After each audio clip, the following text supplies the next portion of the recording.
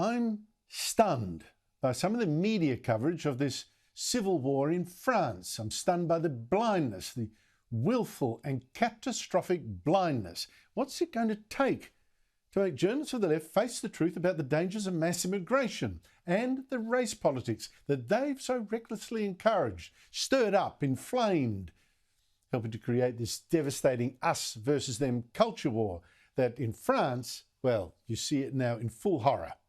There have been 5 straight days there so far, no end in sight, of violent race riots, of incredible destruction, and of looting as well. And people are ignoring that. Scenes of a country being torn apart.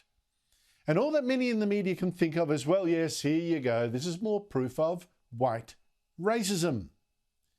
Now, the problem they claim is the white society, the whites who supposedly caused this. France's white society, in this case, it's racist police in particular. The 2 police officers who stopped this 17-year-old, Nahel Mazouk, an Algerian Moroccan youth, last Tuesday, stopped him last Tuesday as he drove a car and then shot him dead. So apparently it's the police's fault that France is now burning. So say the journalists. It's not the fault of the rioters, apparently, who are actually doing that burning, doing that looting, that shooting, that bashing. Let me give you an example of the kind of deceitful coverage that I mean before doing a fact check for you with video evidence.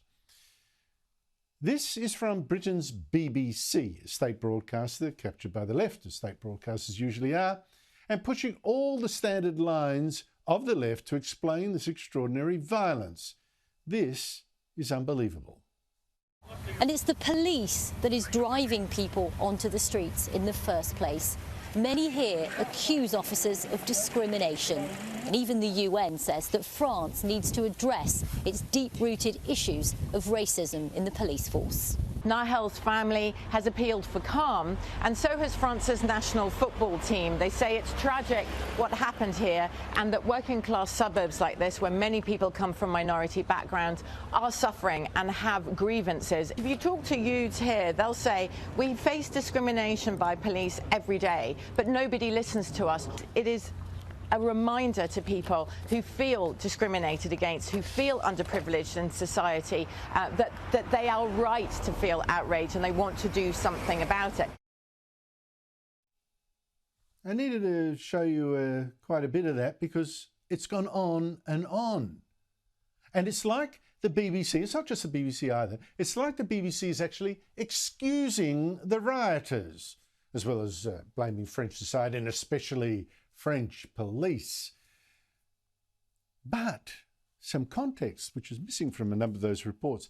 Let's go through, first of all, what really happened at that traffic stop. Nahel Mazouk, that 70-year-old driver, actually is no angel. 2 police stopped him as he drove dangerously down the street. Wasn't the first time he'd been stopped either. He was unlicensed, like I say, driving dangerously, endangering people. And he was behind the wheel of a Mercedes with Polish number plates, clearly not his own car. He was told not to move, but when he took off, he was shot dead. The officers said they feared for their safety. You may well think that shooting that boy was a tragic overreaction by the officers. And indeed, one of them is now facing charges of voluntary homicide. The justice system is now doing what the justice system does. The citizens would, you'd expect, wait for the facts to come out and for justice to take its course. But race politics, this new tribalism, preached, whipped up, encouraged by the left, race politics does not work like that, as we saw in the US with the George Floyd race riots. This new race politics, this new tribalism, it works like this. Touch one of us, you touch us all. Never mind truth and justice, touch one of us and we'll destroy the joint because it's not ours anyway. If you think I exaggerate, let me show you some of the Muslim protesters actually threatening now, quite openly, to kill police in revenge.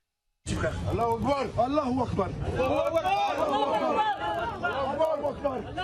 On n'a pas peur. On est des musulmans, alhamdoulilah. Si la police nous tue, on a le droit de tuer. C'est écrit dans le Coran. Voilà. Celui qui te tue, t'as le droit de le tuer. That's the new tribalism so recklessly encouraged by the left. That's the new multiculturalism that, you know, one rule for them, one rule for us, different tribes. What's yours is yours and what's mine is mine, and all that kind of stuff. And that eye for an eye tribalism. And here's the problem. More than 10% of France's population is now Muslim, thanks to mass immigration and illegal immigration to Europe as well. And it seems that many Muslims have had trouble integrating, as well as other minorities have, because culture does count. Religion does count. I know you can point to a lot of successes. You can also point to a lot of signs of a lack of integration, a lack of assimilation. And France has learned that in the most savage way you can think of.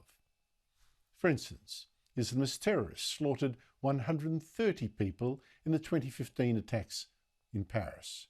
They murdered a dozen cartoonists and others in the Charlie Hebdo attacks. Killed 87 people in a truck attack on Bastille Day in 2016. Bastille Day. Ominous, right? Very symbolic. Now, note, by the way, there were no race riots back then by white Frenchmen who would be justifiably outraged by these attacks on them, on their society, because they trusted the state, wrongly or rightly, to give justice. They waited, didn't scapegoat. But this, look at this. But it's not just the terrorism that indicates a real racial or tribal divide. France's Muslim minority has also tended to be poorer, much less likely to find work. And to repeat, culture does count. It is easy, but it is lazy to simply blame white racism for these results.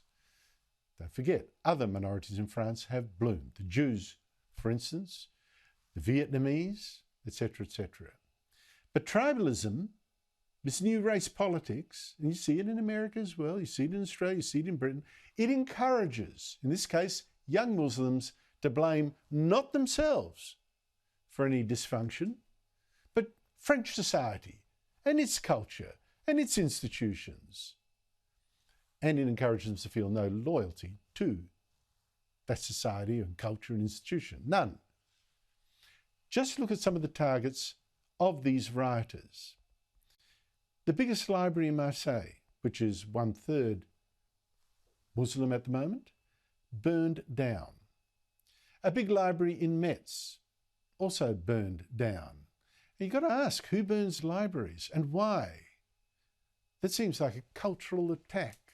Buses and trains also burned. The civil infrastructure. Firefighters have been attacked. Police shot. Off-duty policemen have been beaten unconscious. And at the home of one mayor in Paris, well, the rioters rammed a burning car into his home with his wife and children inside.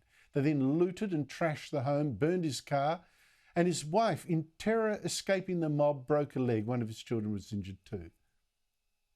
I'm sorry, but fundamentally, these are not protests against injustice. These riots are the injustice.